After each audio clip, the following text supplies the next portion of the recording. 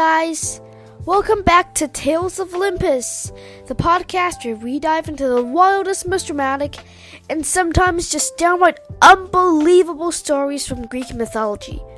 I'm your host, Ariel, and today we are locking in on our massive travel update live from Japan, and this is the final episode of our Asia-Japan travel series. That's right, my epic journey here is wrapping up. But do not stop following the podcast. Make sure to keep following the pod because just a week later, I'll be traveling in Europe. And because I'll be climbing mountains and doing all kinds of intense outdoor exploring out over there, I will be switching back to my regular schedule of dropping only one episode per week.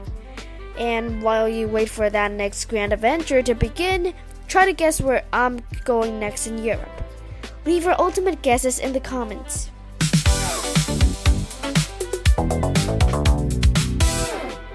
Today, we are finishing our Japan series with an absolute bang. If you've been keeping up with the past few Japan travel episodes, you know I am having the absolute time of my life over here, riding awesome trains and exploring. And today, we are combining two of the best things in any mythology: godly artifacts and terrifying monsters. Because, let's be honest, a demigod hero can't go out and fight a legendary beast without some seriously high-tier magical weapons.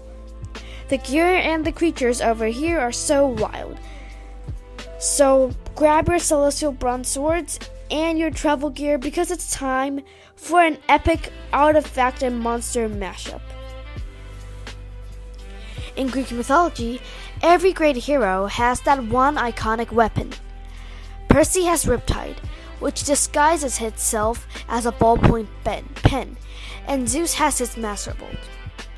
Well, the ancient creator gods over here, Izanagi and Izanami, started out with a weapon called the Amenonusboko. Yeah, very long. And it is the heavenly jeweled spear. They stood on a cloud, dipped this massive gem-colored spear into the ocean, and stirred it up. And when they pulled it out, the drops of water that fell from the tip formed the islands of Japan. Cool, right? It's like a reverse trident that actually creates land instead of creating earthquakes and smashing it. But my absolute favorite weapon is the legendary sword, Kusanagi no Tsurugi, which means the grass-cutting sword. The massive 8-headed dragon, Yamata no Orochi, that the storm god Susanoo defeated. Remember that? Yeah, he found this legendary sword hidden right inside the monster's tail. Later on, a famous hero was trapped in a burning grass field by his enemies. And he used the sword to chop down the grass so fast that it actually controlled the wind and blew the fire right back at his enemies. It is a total boss level hero sword, just like Riptide. Alright, since we don't have much time for today's episode because, there is a typhoon nearing Taiwan, and my flight was originally on July 11th, but due to the extreme weather condition, it's now tomorrow. So I gotta go finish packing. But for now, let's quickly talk about monsters. In Greek mythology, one of the most classic baddie species is the Cyclops. Giant one-eyed monsters who love making weapons, but also occasionally try to eat demigods.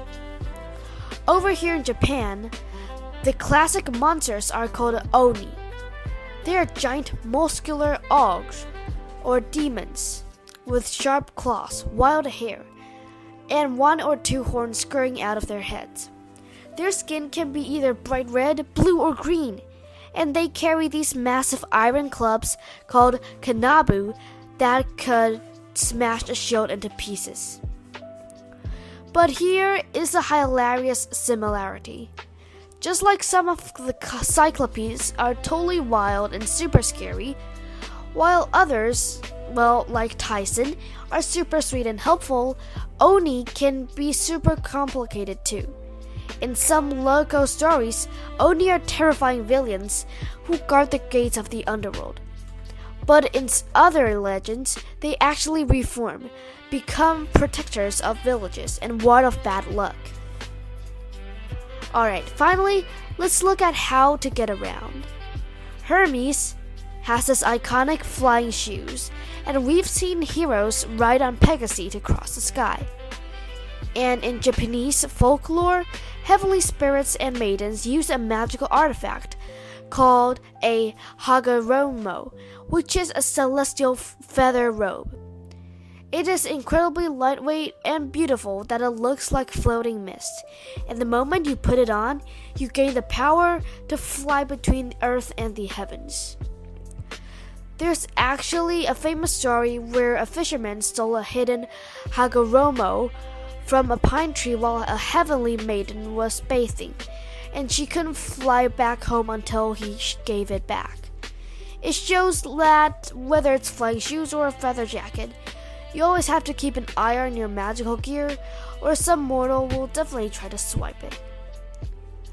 Between jewel creation and when controlling swords, horned ogres, and flying feather cloaks, Japanese mythology's mythical armory is completely packed. And that is it for today's episode. And we haven't exactly went into the detailed storytelling of Japanese folklore, but one day in the future, when we have time, and when I'm not as busy, we will do it. We can talk about Japanese, Roman, and even Egyptian mythology. Anything you guys want to hear, I'll do it. Alright. And also, I wanted to tell you guys a huge thank you. We are on Podcast Plunge. Alright, let me tell you what that is. Alright, so Podcast Plunge. For those who don't know what that is, it is an amazing, incredibly popular, and super famous industry newsletter and recommendation shout-out run by major podcast experts who hunt down the absolute best audio creators in the world.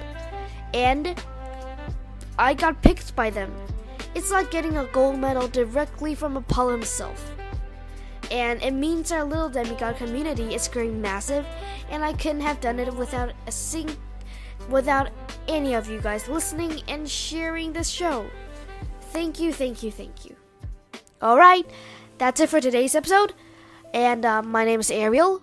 I'm 11 years old, and I will see you next episode. Bye!